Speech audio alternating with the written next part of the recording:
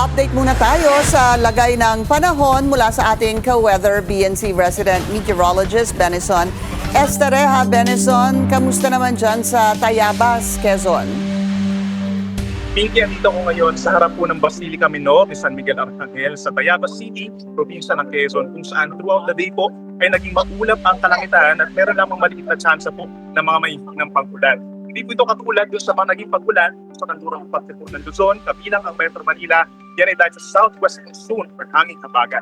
Samantala, yung isang low pressure area na ating may monitor na nasa labas pa rin ng Philippine Area of Responsibility ay ring namataan 1,100 kilometers silangan ng extreme northern Luzon. Dito nakikita papasok ng ating PAR or makaka-apekto sa alinmang panig ng ating bansa. Sa susunod na 24 oras, may nakamba pa rin delikadong ulan na hanggang 100 millimeters sa Zambales, Bataan, Occidental Mindoro, and possibly later on din dito sa may pating La Union, Benguet at Pangasinan. Kaya ka-weather, dahil halos 2 linggo nang may ulan, mataas pa rin po ang chance na baha at landslides sa mga lugar na iyan, kaya ihanda pa rin ang inyong sarili at mga ari-arian kung kinakailangan lumipas. Sa weather forecast ng Pag-asa sa Luzon, halos katulad ng mga naranasang ulan, ngayong Biyernes ang mararanasang ulan bukas, August 15, sa may Ilocos Region, Cordillera Region, hindi sa Batanes, Babuyan Islands, halos buong Central Luzon and Calabarzon, bago sa Mindoro Provinces at sa Metro Manila. Habang pagsapit ng linggo, August 16, posible pong may mabuong bagong sama ng panahon sa may Philippine Sea at mas lumakas pa ang hangin habagat.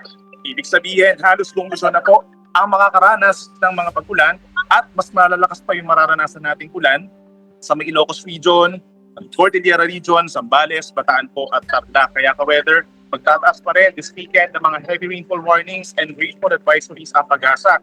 Kaya maging alerto din po sa posibleng pagha, pag-apaw ng kailugan at pagtuho ng iba.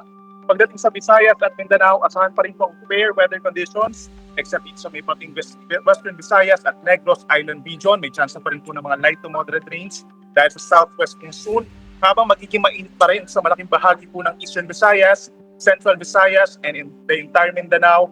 Araw sa umaga hanggang sa early afternoon at pagsapit po ng tanghali, mainit at malinsangan. Magiging mataas po yung ating heat indices. Posibleng umabot sa 41 to 45 degrees Celsius, lalo na sa mga areas ng Cagayan de Oro City, Hinatuan, Surigao del Sur, dito rin po sa may Cotabato City and General Santos City. Kaya payo natin sa ating mga ka-weather dyan sa Mindanao and Eastern Visayas, palagyan po ng tubig and make sure na umiwas sa paglabas po ng bahay simula alas 10 ng umaga hanggang alas 4 ng hapon kung hindi naman po kinakailangan.